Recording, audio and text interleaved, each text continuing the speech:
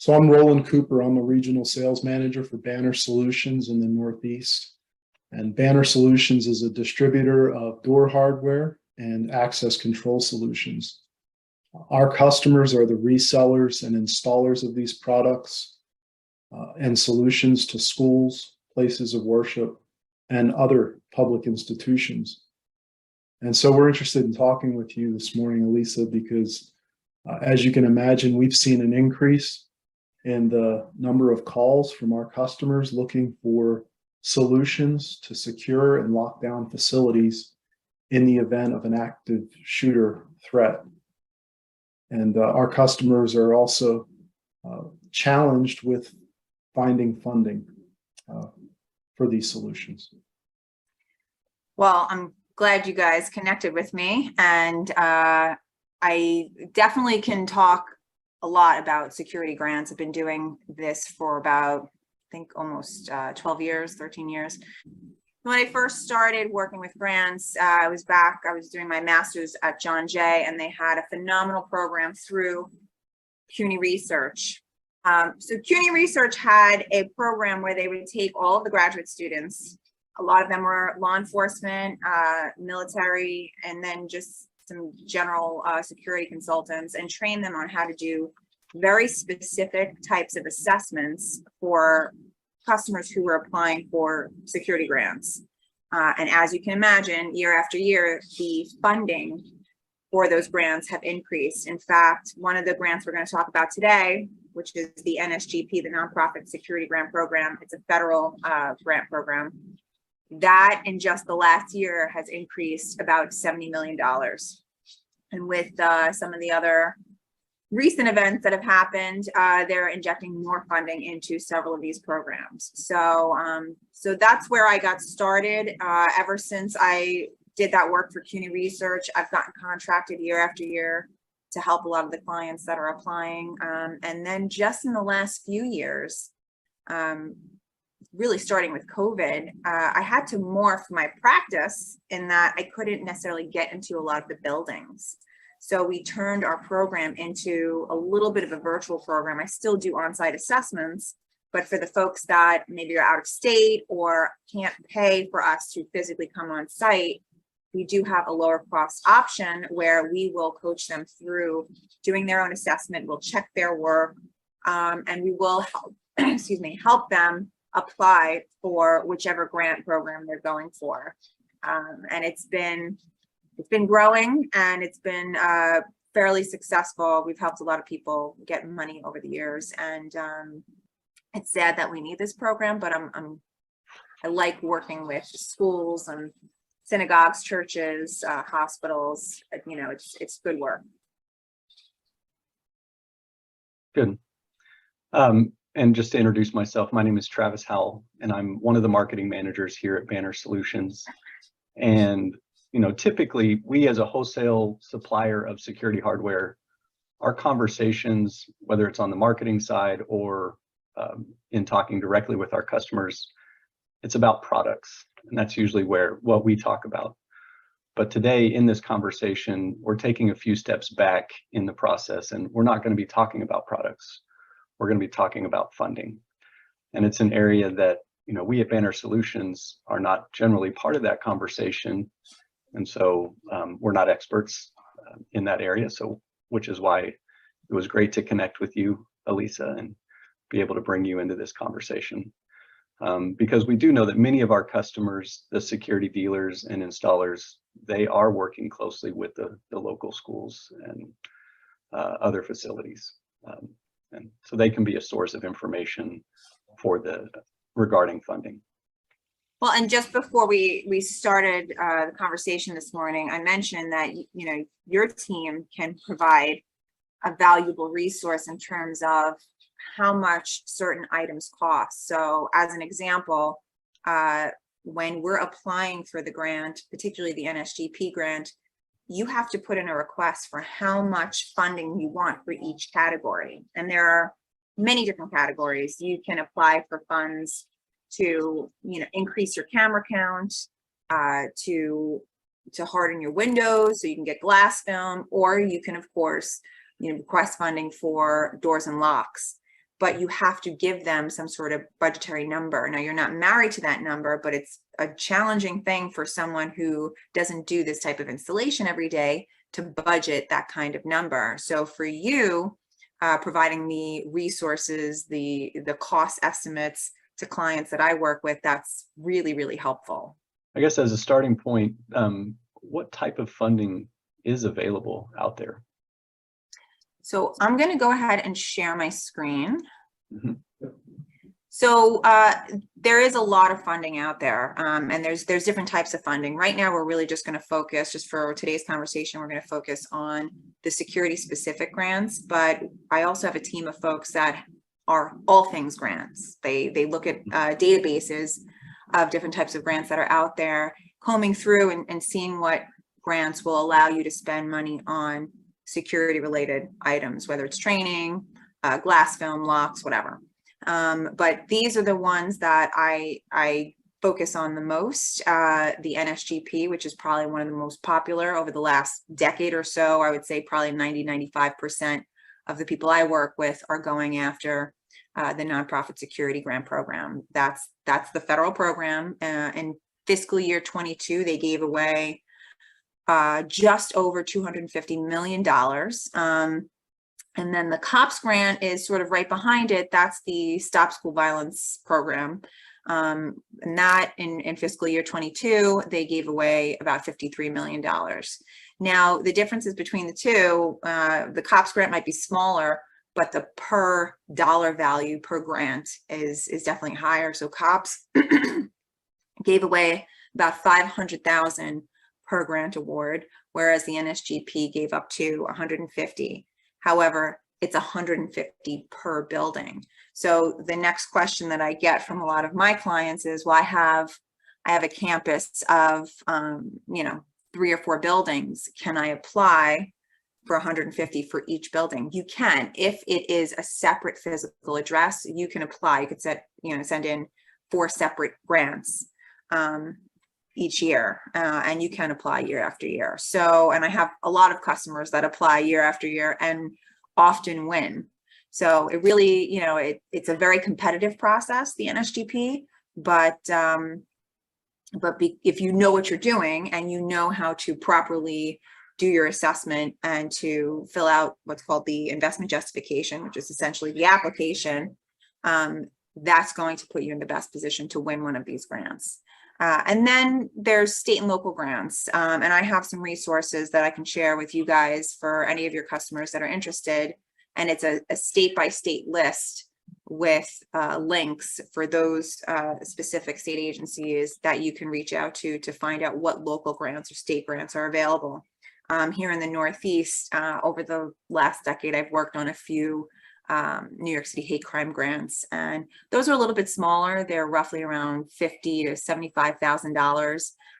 And each state is different. They're going to have different guidelines and dollar values for their grants. So you really have to look at it, on a state-by-state level. But for the purposes of today's conversation, I'm going to keep referencing that NSGP because it is one of the more popular ones, and they have, if you go on the FEMA website, it's very robust. They have a ton of information. You can literally spend all day and just learn about what the grant will pay for, how to apply, how to help yourself if you can't afford an assessment, if you can't hire a security consultant. They do have a little bit of a DIY assessment tool. So, we'll keep referring back to this. Just some current events. In the last few months, and perhaps Uvalde was the impetus for some of this, but in the last few months, we've seen 2 really interesting things happen. First, the Luke and Alex School Safety Act was passed. And if anyone's interested, you can look it up. It's S111.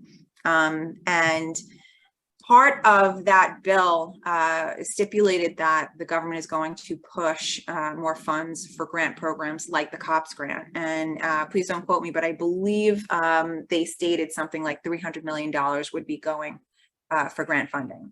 And then also recently, in the last month or so, the American Rescue Plan, well, the Biden administration had made a recommendation that they're going to encourage people to use this fund or these funds for public safety efforts. In fact, I believe they stated $10 billion of American Rescue Plan money would be going towards public safety efforts. So you're starting to see more and more attention, and this happens over time. If you look at starting from Columbine, you know, everyone started paying attention to school shootings and gun control and stuff like that. Even though Columbine, they were also making bombs in their homes. But you start seeing more attention to these different topics. And all of a sudden, you know, everyone's making school safety a priority. And then things calm down a little bit and it sort of wanes. What I hear from a lot of dealers, manufacturers, and even clients is, well, we want to increase our security presence, but we don't have the funds. You know, the budget is hurting. So things sort of wane, drop back down, and then another shooting happens and it goes back up. So it's a little bit of a roller coaster. However, we're also seeing some organizations like Zero Now and a few other nonprofits that are trying to keep the focus on what are we doing to harden the facilities? How are we protecting kids? How are we protecting, you know, our houses of worship? And let's keep a focus on this so we don't have that sort of roller coaster effect. And I'm hoping that people really sort of keep this up, and year after year they're applying for grant funding if they don't have the security budget. So when I speak to people about, are you applying for grants and do you know anything about grants? Often they say, well, you know, we don't have even the funding to hire somebody to help us. And when you look at it from the full spectrum of what you have to do, it is a lot of work. But the upfront investment, again, to work with somebody like me virtually, who's been doing these assessments for more than a decade, it's a very low investment. You know, for a virtual consulting project for assessments, we only charge $1,500. So, and with that one single assessment, you can win over $300,000 in funding if you're going after the NSGP, depending on how many buildings you have. You can also use that assessment for, you know, a state or local grant program and win even more money in that same year. So in a way, it's, you know, can you afford not to do this? And if you can't hire someone to help you, again, there's so many tools online. You can do your own assessment. There's a lot of resources available. So it really comes down to, can you afford not to? When I do talk to people about assessments, I try to remind them that, you know, even if you're hiring someone else to do the assessment, if they're law enforcement, military, I've seen a lot of really good quality assessments, but to use an assessment with your application, it's up to you. You're ultimately the person responsible for your application and how you're going to spend that money. You want to make sure that the assessment that you get is mirroring the money that you're asking for. And I'll give you an example. I've worked with a couple of schools where, you know, the person who did the assessment, they were correct. They were accurate in saying, you know, you have an abundance of glass here and you really have to focus on glass film, you know, bomb resistant, blast resistant glass film. But they didn't really mention anything about the locks or the cameras. And when the person who was applying for the actual grant, when they filled out their application, all they asked for was money for locks and cameras. You know, they didn't say anything about the glass. So if those two documents are really not in line, it's going to be a little bit of a red flag for the grant reviewer who's evaluating. And again, this is a competitive process. So you have to, you know, show them that you know what you're working on, you know what your needs are, and your request is in line with those needs. So I caution everybody to really review the assessments that they get, even if a professional does it. I have all of my clients look at my assessments when I do them for, you know, on behalf of their organization, and I make sure that everything is correct. And then, you know, the process of the application, it's a little bit of a hurdle, it's a little bit of work, but then, you know, you're waiting for several months to find out if you actually got the grant award. And people think, well, okay, I got through the tough part. I got through the application, you know, the rest we'll find out, you know, once we get the letter that we receive the grant funding, well, that's actually when the really hard work begins, because you have a certain amount of time. And it sounds like it's a lot of time. It's, typically, at least for the NSGP, it's roughly around 3 years. So it sounds like it's a lot of time, but the amount of people that have to put in requests for extensions to spend the money can be overwhelming, because they don't know the process. They don't know all the steps that you need to go through, all the documentation. You have to keep everything organized and keep communicating with your grant representative to make sure you get those reimbursements. So I tell people all the time, like, that's really when the hard part begins. And even the federal government recognizes that that's the tough part, and keeping all of that information organized. So they've allotted a certain amount of funding in each grant award, if you request it, for the management and administration of your grant fund. So in other words, they recognize how tough it is to work with them, and they're allowing you to spend part of those funds on somebody who's dedicated to keeping the program on track, the project on track, making sure that all of your documentation is in order, and you're getting those reimbursements and working with your representatives so that you can spend the money and not forfeit it, asking for extension after extension.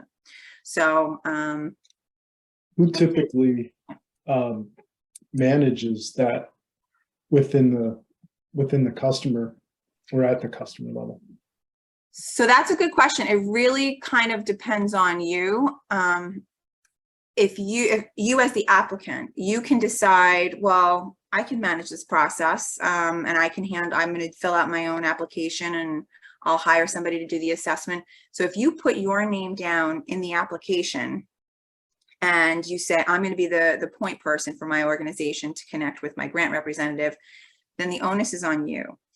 You can hire somebody. Again, this is part of our services when we work with clients, is that we sort of help and coach them through each step that they have to go through. But ultimately, they can add our name as their security consultant, but they also have to put themselves, because they are a member of their organization and they're going to be the ones responsible. But it's really up to each individual person. I've worked with some very large organizations that have an entire grant team. People who are just focused, they're hired and focused on finding grants for their organization. And while they never even heard of the NSGP grant, they were grateful that I could help them through the process of the application. But then they said, you know what, we have a whole team dedicated to, making sure we're in line with all of our grant spending, so we'll take it from here. So it really depends on the organization. Some people need the help. Some people, are well-versed in the whole grant world and they can do it themselves. All right, let me just. Interesting. Yeah. Okay, so again, just to use NSGP as an example, because they have a ton of information online. And I would recommend everyone go onto the FEMA website and start looking through some of this information, even if you're not going after the NSGP. If you're going after the COPS grant or your state and local grant, there's so much really good quality information on here, and it's very helpful. So for anyone who does want to do that, this is the link, and I'll send you a list of some of these links as well. But this is the link to go on. One of the main things I talk to everybody about before they embark on this journey is, what's your goal? Do you have an idea of what you want to spend money on?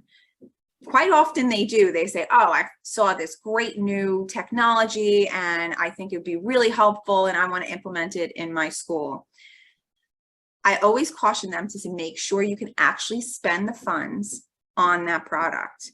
Now, in some cases, it's not on the approved list for that grant, but if they have budget money and they want to buy it, well, now they don't have to use that budget money for other things like doors and locks and cameras if they go after the grant funding. So they can shift money around by applying for a grant like this. And then if they have items that they want to purchase that might not fall under the grant program, well, they can use their budget money for that. But what I do sort of caution everybody to do, and sometimes I get calls from manufacturers as well, like, oh, I didn't realize there was grant funding that could pay for my new widget. I'm gonna send my clients to you. I always tell them, go onto the FEMA website. If you're applying for the NSGP grant, go on the FEMA website. There's and you can just look this up in their search bar, the authorized equipment list, or the AEL list. And that's going to break down each grant and what is allowable to purchase in each of those grants. I will also caution you to not just utilize this this search tool, because in the last 2 years, they've added new items to the authorized equipment list that haven't yet been updated on the website. So go on, try and find your category or your code for whatever it is you want to purchase. Capture the code, there's a code number, and then email FEMA, and I can share that email address with you as well, just to make sure that the item you want to purchase is in fact allowable through this grant program. And then you can proceed accordingly. You can decide, okay, well, I'm going to go after this grant or I'm not going to. But you want to check first before you invest the time, the money, the effort into doing this, because it is an arduous process. What about the items that have been added and don't appear on the website? Would you simply email FEMA? Yes, I always would email FEMA, even if you find your code, because the codes, when you look them up, they give you like a very brief description of what that code is for. So some of them simply say, video surveillance, or I think some of them even say like software for video surveillance. It doesn't tell you a lot. So you want to make sure that that code you can use when applying for funds for this particular product, and then you want to send them the product saying, does this match up? So I always recommend reaching out to them regardless whether you find your code or you don't. So again, just as an example for the NSGP, in terms of the process, what you have to go through, they broke it down into 4 different categories. But when you're on this website, even before you go through those 4 steps through the process, definitely take a look at some of the other resources. So they have a how to apply step-by-step, which is really helpful. That's those 4 categories. But they also have a preparedness manual. They have that self-assessment tool. These are all the things that you can sort of start working on leading up to the date of your grant opening. And you do have time right now. I know a lot of schools are sort of in vacation mode because we're in the summer, but there's so much work to be done. I always tell everybody just start now, because by the time they open that grant window, there's so much to prepare, and you don't want to be squeezing it all into like a week to try and get your submittal in. So start collecting all this information now and start speaking to some of these folks right now. For the NSGP, is the grant window the same every year? It's in the same time frame, so it's typically in Q1. Almost every year I've worked on it, it's always been like roughly around April is the due date. But and there's a process. So the notice of funding comes out and they'll tell you how much money they're giving out and any other guidelines that they want to share. That's usually like February-ish. And then you have a period of time to start preparing, and then the window opens where you can actually submit your application. And that's the application window. Usually the deadline is in April. However, this year it was a little bit delayed. And because of those delays, some states had a very small window. So the state of New Jersey, I think, had 7 days to get all their information together and submit, that was tough. And I had a couple of clients in the New Jersey area, we were scrambling. And those deadlines are actually set by the states. So for the NSGP, this is a federal program, it's federal money, but the money gets trickled down into the states, where the states are collecting all of the information from all the applicants, and then they push it back up for the final review process. So it's different state by state. If you have a friend who's in Iowa and you're in New York, and you ask them what the deadline is, you have to check for your state because you could miss it. You got to be really careful with that. Okay, so the breakdown of the process for the NSGP, and this is good information for anyone, even if you're not going after the NSGP grant. But the first thing they advise you to do is to connect with your state reps, and we'll talk about that. I'll share the link to connect with your state reps as well. And then get all of your identifying numbers together. And this was a little bit tricky this year, fiscal year 22, they actually changed the numbers that you needed to include on your application, but we'll talk about that as well. And then the submaterials. So because NSGP is really competitive, they do require several documents in order to apply. Some of the state and local grants are a little bit less competitive, less stringent on what you have to produce with your application. But you want to know, depending on what grant you're going after, you want to know exactly what documents you're going to need to provide with your application. So you have to do that ahead of time. For the NSGP, it's the same across all states. We'll talk about that. And then the submittal process, again, you have to know when your deadline is and make sure all of your documentation is ready to go to submit. So let's just dig into the state agency real quick. Again, on the FEMA website, you can just type in the search bar SAA list, and it's going to give you a drop down state by state of who your representative is. And again, this is something you can do right now. Don't wait until next year or right before the grant window opens. Connect with your rep now. Just get on their radar and say, I am preparing to apply for fiscal year 23's NSGP grants. And please put me on your list. Please send me, invitations to webinars. I will say FEMA does some phenomenal webinars with a ton of information where you can, not only speak to FEMA reps, but other people that are applying for the grant, people who have been doing this for a long time. I attend those webinars quite often.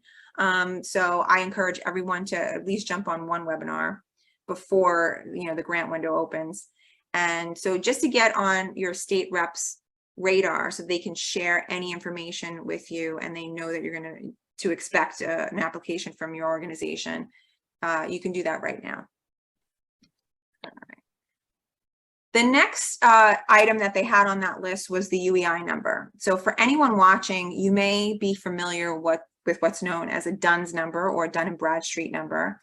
Believe it or not, I had several applicants this year that didn't even hear of a DUNS number before. They didn't know what it was. I do often, redirect them to their accounting department. I say, do a little bit of research. You must have a DUNS number in order to apply. This year, they switched from the DUNS number to what's called a unique entity identifier. And if you did not have that, if you didn't know that your DUNS number got switched over to this UEI number, you had to go find it. And they did give a lot of instruction on how to do that, which was essentially just go to the sam.gov website and fill in, the step-by-step to get your DUNS number. But because everyone rushed in at the last minute, I think sam.gov got overwhelmed and couldn't get those UEI numbers processed quickly. So this year, they actually made an exception. They allowed you to apply with your old DUNS number, but they told you if you win a grant, you will not be able to use that grant until you produce your UEI. So moving forward, I'm pretty sure you're going to need to have your UEI number ready to go for the application process. So again, because they're a little bit slow and there's a lot of back and forth, I really encourage everyone to find out what their UEI number is early. And this is for, UEI is not just for the grants, it's for a lot of things. I mean, if you know how the DUNS numbers work, it's essentially going to be the same thing, I believe. I think you're going to need that UEI for a number of different things in your organization. Okay, so the prep materials or the sub-application materials. Every grant is different. For the NSGP, there are 3 documents that you need, you have to have in order to apply. First is your mission statement, and they want you to put it on letterhead, and we're going to talk a little bit about that. People think, oh, I can do that, it's easy, I already have a mission statement, but I would suggest that they look at it again and just revisit it. And then the assessment. And again, I can't stress this enough, make sure you review your assessment. Don't just accept the assessment from your security person or whoever is doing it for you. You really need to review it, make sure it's accurate, and make sure it reflects what you're asking for in your grant. And then the last thing is the investment justification. The investment justification is essentially the application. They're asking you about your organization, what you're going to use the money for, how much you're asking for, and how it's going to impact your organization. So again, the questions in the investment justification really have to be backed up by the assessment. I cannot stress that enough. If you've done that work properly and you reviewed both and both of them sort of mirror each other, you're putting yourself in the best position to win a grant award. And that's, that's sort of how we started this process back when I was at CUNY. And that's why we were so successful with helping people. I think I made the point for the assessments. So the mission statement, a lot of people think that, our mission statement is reflective of who we are as an organization. I've seen some mission statements that are a page long and some that are a sentence long. And, the short ones they say something like, well, we serve the students in our community and help them thrive, and that's it. That's pretty generic. In the investment justification, they're asking questions about the symbolic value of your organization or your facility. Does it have any kind of national or historic value as an institution? Or if you're associated with a religious organization, what are the values of that, of your belief system, and what does that mean to the community? So a lot of mission statements will really accurately reflect that.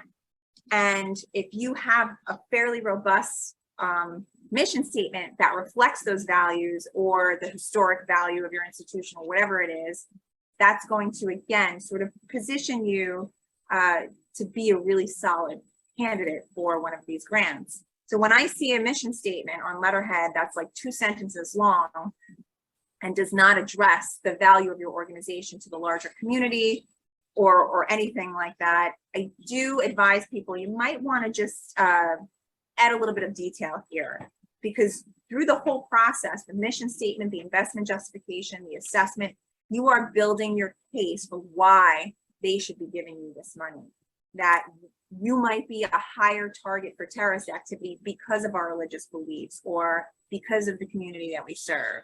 And the mission statement lends to that.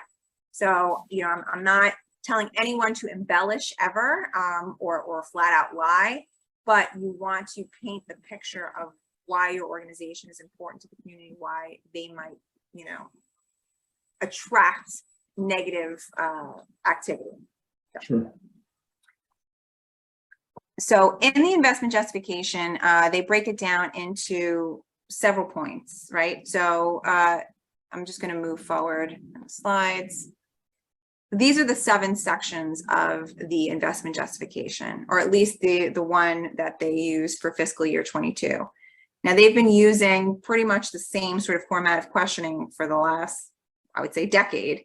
And they've tweaked it a little bit in the last year. They actually have a new form, which I think everyone was sort of on pins and needles waiting to find out, because we were all trying to prepare and get our answers ready for when the grant window opened. But they, of course, didn't release the new investment justification document until the grant window opened. So, but it's fairly similar to, in terms of the questioning, to what they had previously. And even if you look at the COPS grant versus the NSGP versus some of the state and local grants, a lot of the questions, they're really honing in on the security related issues. So they're not all that much different. So in the first section, they will ask you about your organization and the physical address of the building that you are going to use these funds for. So again, if you have a campus and you have 5 buildings, you can apply 5 different times, but it's per physical address. So if you have a building and it's the same address, or the buildings are connected in some way, you definitely want to speak to your state agency to confirm if you can submit 2 different applications or it has to be under one. But it's typically per physical address. So that's what they're going to ask you in that first part. And then they're also going to ask you to elaborate on your mission statement. So now you have a little bit of extra room here to speak to the mission statement, because they ask for a mission statement summary. So you can add your mission statement, but if there's extra room, you can, of course, add a little bit more detail to that. In each of the questions on the IJ, this is something that often catches people by surprise. There is a character limit for each one of the questions. So when we start preparing to answer the IJ and we know what they're already going to ask, we start building our answers, again, we want to make sure the IJ is reflective of what we're including in the assessment. So we start building out those answers. We have to make sure that it's going to fit within the character limit that they provide for us. I'm not even going to bother telling you what those character limits are now, because we want to make sure that it's going to be the same thing in fiscal year 23. But so you're answering these questions as well as you possibly can within the guidelines that they give you. Sure. And then, of course, they want to confirm that you are, in fact, for the NSGP grant, they want to, of course, confirm that you are, in fact, a 501c3, any affiliations for your organization, the organization type. Are you a religious institution? Are you a higher ed institution? So that's, that's that first part of the investment justification. The background section for the IJ is where, again, they're going to ask you, what is the symbolic value of your organization, of your institution, of the building? So you have a little bit more room to elaborate on that. And that's, again, just building your case as to why you might be more of a target for terrorist activity, or why it would really impact the community if there was some sort of attack on your facility. Mm-hmm. Under the risk section, which is section 3, now we're really starting to dig into the security related issues. They're going to ask you about threat and vulnerability, which, again, this is the area that your threat assessment really has to line up accurately. If your threat assessment is talking all about doors and windows, and you're answering questions in the IJ about cameras and training, it might be a little bit difficult for them to approve you for this grant. The other item that they ask in the risk section is about consequences. So they want you to paint a picture that if you don't get this funding and you don't make these adjustments to your facility, how could this impact your community, your students, the larger community that you're serving? So again, you're just building that case why you really need the funding. Under facility hardening, and I'm going to just step aside here from the investment justification. We're hearing so much stuff about everything that happened at Uvalde, some of the other active shooters, whether it's the top shooter or the recent shooting in the mall. And everyone, it's getting overly politicized. And I really try and stay away from the political commentary. But for years, I just want to point this out because this is really important. For years, at least ever since Columbine, every security professional has talked about facility hardening as a means to protect the occupants of the building. And we already know what a lot of that means, as you guys, I'm sure, can give, hours and hours worth of valuable information around door hardening and locks and preparing, making sure the infrastructure is right so that somebody can't just bust through a door. So we've known this for a long time, and that's what they're basing a lot of the information on, is facility hardening. We're not really looking at guns or anything else. They have introduced training and, how to protect yourself and deploy training, whether it's active shooter, active threat, bomb threats. They're allowing you to sort of explore different ideas in different areas. But when it really comes down to it, they want to know how you're going to harden your actual facility. So when we're answering the IJ, they're asking questions such as, describe the purpose, project, and activities that will harden or make your building more safe and secure. And how that is addressing some of the vulnerabilities in your assessment. So they're really sort of putting you on the spot to look back at your assessment and make sure that you know what you're asking for, what you need to do to help yourself here. And this, they allow you to, they give you the most amount of room to sort of answer this question. And you can break it up. If you're asking for 5 different categories, cameras, windows, glass film, training, maybe you're asking for, the management administration, you have all of these categories that you can now describe and explain how everything that you've asked for is going to help you reach that end goal of really hardening your facility. So they do give you a good amount of room to answer that question. Let's see, let's move down. So now let's talk a little bit about milestones. And this is definitely challenging for a lot of my clients this year. They also have experienced a lot of applicants who in the past have received awards, but again, they ask for extension after extension, because once you win the money, it's not just like they cut you a check. There are some grants that will match your budget, and it's a little bit of a different process, but for the NSGP, they want to know exactly what you're spending money on. They're not just going to cut you a check. You have to actually produce the proposals and show them, you know, what products you're installing, answer any questions that they might have. And sometimes they will actually come and visit and audit.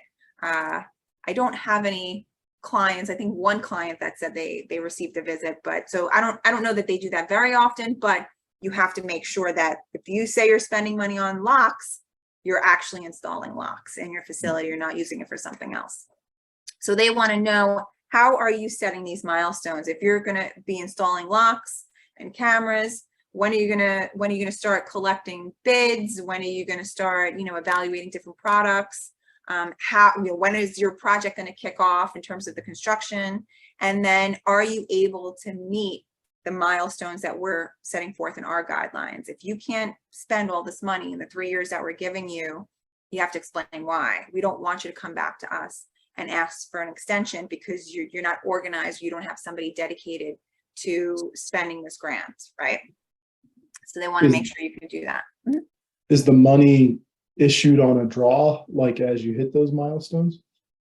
So I know that I wouldn't say it's issued on a draw. I believe it's more of like a reimbursement. So you're getting the, and I'll triple check. That's the one thing I don't do, is I don't do the accounting.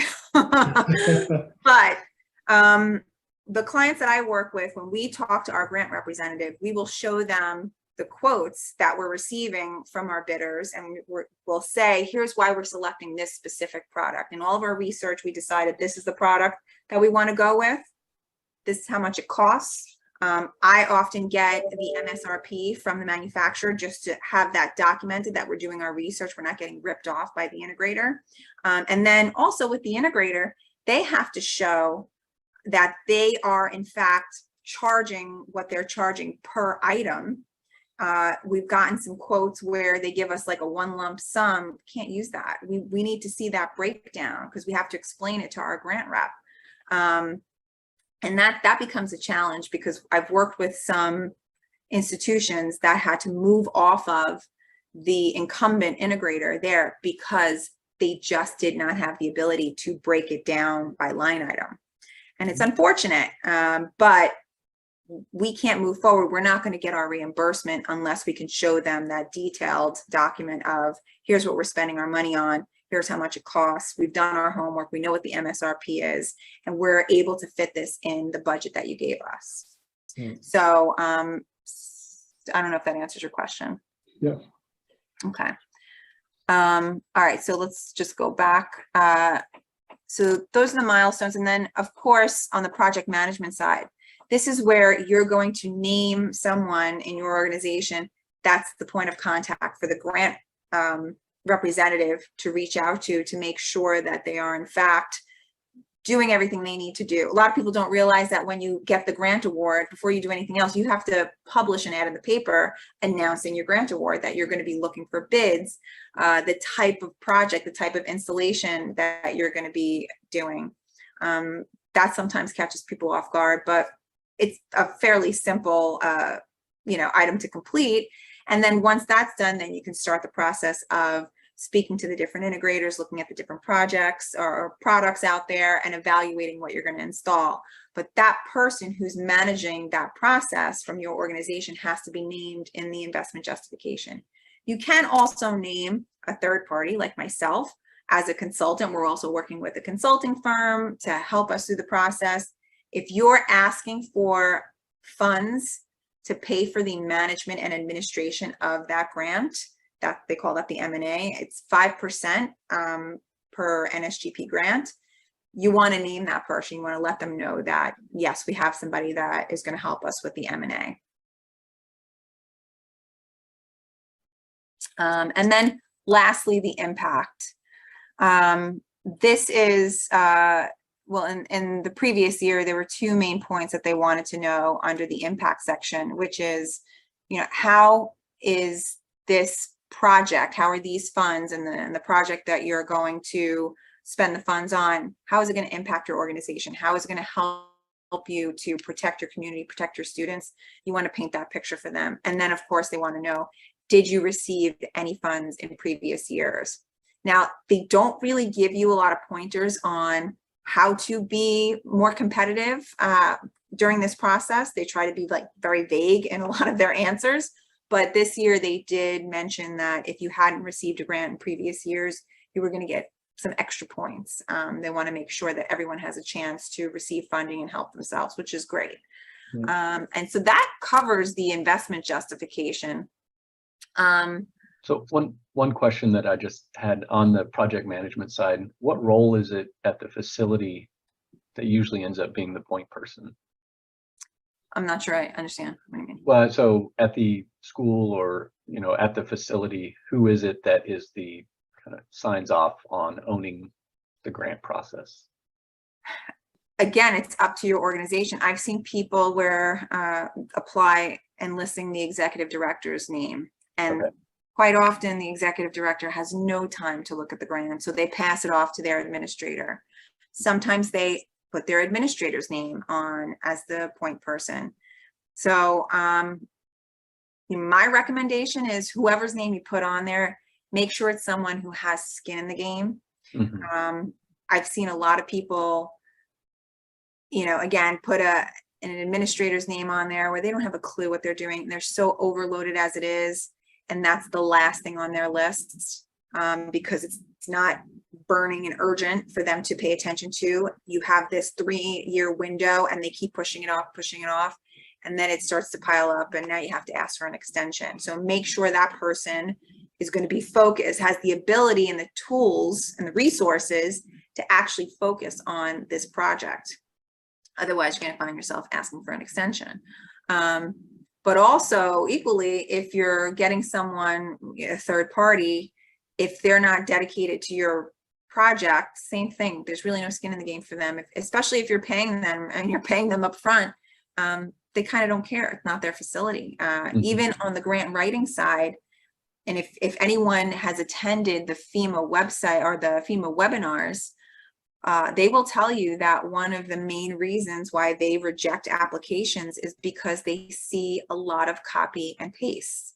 And those tend to come from grant writers who, again, they get paid to help the institution apply for the grant, but there's no skin in the game for them. So they have an abundance of applications they have to get through, and they do a lot of copy and pasting.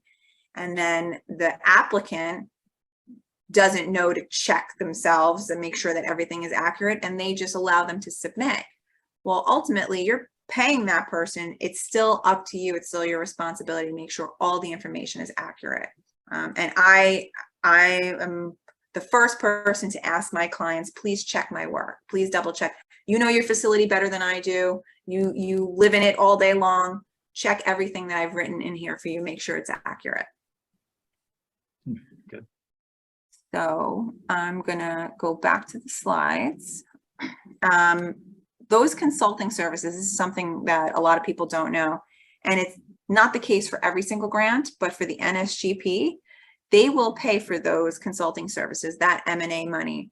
So for this past year, fiscal year 22, they allotted up to $7,500, which is 5% of the grant, for a dedicated person to manage the grant spend, because they recognize it's a lot of work. It's a lot of documentation. It's a lot of back and forth with your grant rep. It's collecting all of the bids and communicating with the bidders, answering their questions, speaking to the manufacturers, making sure that what you're purchasing is in fact allowable under the grant. Because if you sign that purchase order and you spent the money and then the grant rep says, oh, we're not paying for that, you know, it's on you now. So you want to make sure that you have somebody dedicated and the resources to work through this whole process. The great thing is, and I try to leave some encouraging words at the end of this, because, you know, I do want to make sure everyone understands it's a very long, hard, arduous process. But at the end of the day, once you've done one or two of these grants, especially if you're only working with your facility, it definitely becomes easier. You know, you start to learn the ropes. You can use a lot of information that you had from previous years to sort of rinse and repeat for the next year's application. The NSGP will allow you to use the same assessment 2 years in a row, but you do have to update it if anything in the facility has changed. So if you've asked for funds in fiscal year 21 for cameras, and now you've installed new cameras, well, when you resubmit, you have to make the adjustment in your assessment to say we've added 10 new cameras. And now we're asking for money for locks. So you want to make sure it's accurate every single year, but you can reuse a lot of the information over and over, and it starts to get easier. And again, I have clients that apply every single year and they win a lot of money.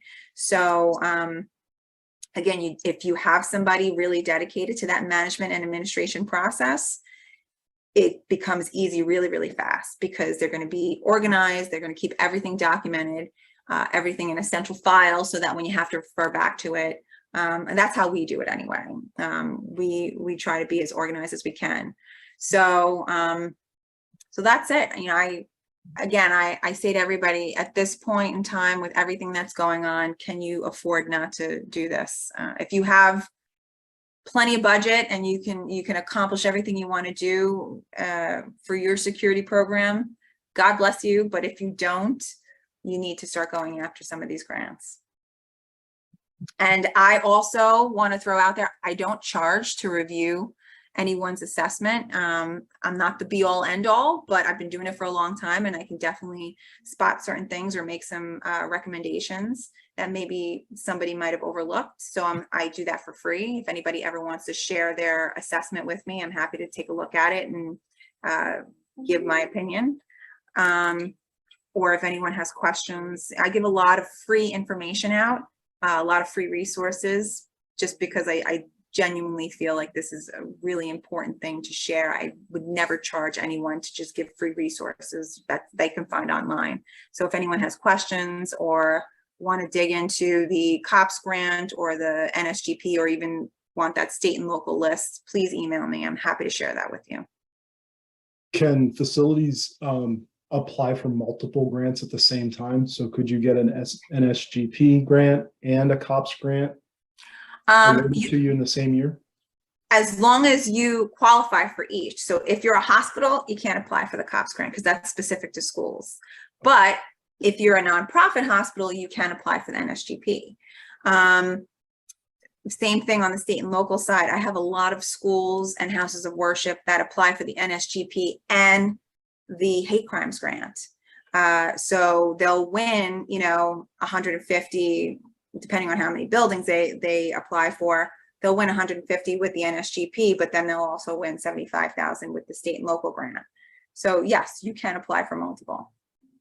And that's why our team of grant experts, they comb through all of the grants that they have, and anytime they see that they're allowed to allocate some of the funds for security purposes, we give our team the heads up.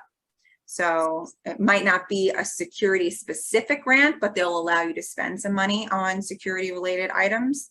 Why not? Go after it. Well, this has been excellent, very informative. I appreciate your time this morning. No, I appreciate you guys. And I'm also, as we get into grant season, I'll probably be sending some folks your way to get some quotes for locks or anything else. So please stay in touch with me and send me any kind of pricing you have. The pricing is really helpful.